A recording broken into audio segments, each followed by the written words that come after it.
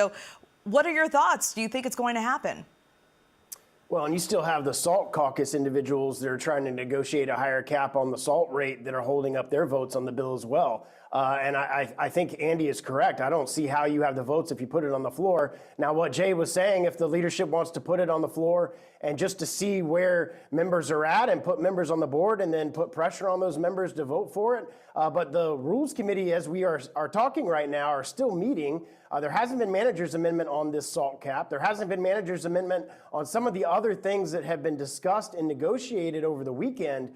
So that still has to get put into the bill in the rules package in the Rules Committee, which is still meeting as we are sitting here today. So if it does happen, it'll probably be later tonight. But I would think that that would be really premature to try to bring that to a vote, knowing that the bill's going to fail, unless, in fact, they want to see exactly who's going to be a no and who's going to be a yes and move on from there. So you mentioned the SALT Republicans. You directly called them out, as you did just now. They're, of course, pushing for the removal of a cap for a tax deduction for state and local taxes. You say you agree with President Trump that raising the SALT cap will bail out Democratic governors. You yourself were a holdout at some point. So what is your message to those who are still holding out? Well, President Trump was very clear yesterday morning when he came and spoke to the conference, and he specifically started with SALT and said, look, whether I agree with you or not, we should not be helping Democratic governors in Democratic states. We should keep it the same. And I could try to work with you, as he was talking to the SALT caucus, I could try to work with you guys later down the road, but don't let this hold up the negotiations on this bill. Why should the president even mentioned he's getting calls from people in Oklahoma, from people in Missouri. What is this SALT thing? And why should we be paying to bail out high tax states? Why should high tax states in those, New York, California, be able to deduct more from their federal income taxes and pay less at the detriment of states like Florida that I represent that doesn't have an income tax? So it's obviously not fair, which is why in the first Trump bill, they capped it at $10,000, which I think is fair across the board. It doesn't benefit one person in one state or the other, but any increase in that will be very problematic for other people in the conference, especially people like me who come from states that don't pay an income tax. Well, what are your thoughts on this? If SALT Republicans, if they go back to their communities, do you think their constituents will lose faith in them if they no longer hold out? I mean, many of these so-called SALT Republicans are what gave the GOP the slim majority in the House. So is that a thought that's crossed your mind, that they worry that their constituents will lose faith? The current bill that is in the Rules Committee right now that passed out of the Ways and Means Committee that I supported tripled the deduction.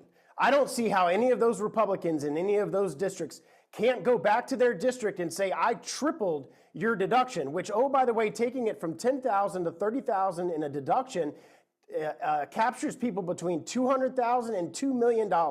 And we capped it at $400,000. So those people making over $400,000 obviously wouldn't be able to take advantage of the benefit. If you're making over $400,000 a year, why should we specifically allow you to get more deductions out of your federal income taxes at the detriment of low-income states, low-income tax states like the state of Florida and all across the country? So they can go back to their district and message, I tripled your SALT deduction from what it was, which captures, oh, by the way, 93 to 98% of their district of people that do itemized deductions. I think that's a huge win for them to communicate back in their districts. And while we have you here, are you a firm yes on this current bill? It's going to depend on what this looks like after it comes out of the Rules Committee. I voted for the tax portion of it that came out of the Ways and Means Committee last week. That obviously is now going into the Rules Committee where they're taking all of the pieces, putting it together. It's going to depend on what these manager amendments are. I have been very strong in my opposition to increasing the SALT cap. As a compromise, I agreed to the $30K, and we just discussed the numbers on that. I think that's a very fair increase. It's tripling the deduction for those people in high-income tax states like New York and California. I don't think we should increase it at all. But as a compromise, I thought that that was a fair compromise to get it to 30, and that's not good enough for the SALT caucus. So if it increases higher than that coming out of the Rules Committee today, I'll have great reservations going to the floor. All right, so you're still watching it. I do want you to take a listen to what a top Democrat of the Rules Committee had to say. Jim McGovern he's criticizing the Republicans' reconciliation bill, and also the odd hours debates are being held. Here's what he said. If Republicans are so proud of what is in this bill, then why are you trying to ram it through in the dead of night? So you heard them there. Tonight, it's 10 a.m. right now, and they're still talking.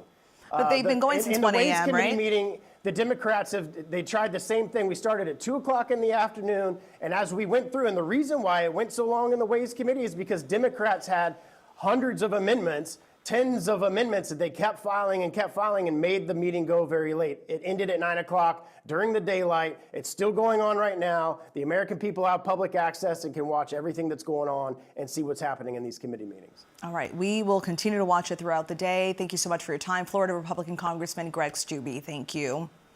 See you.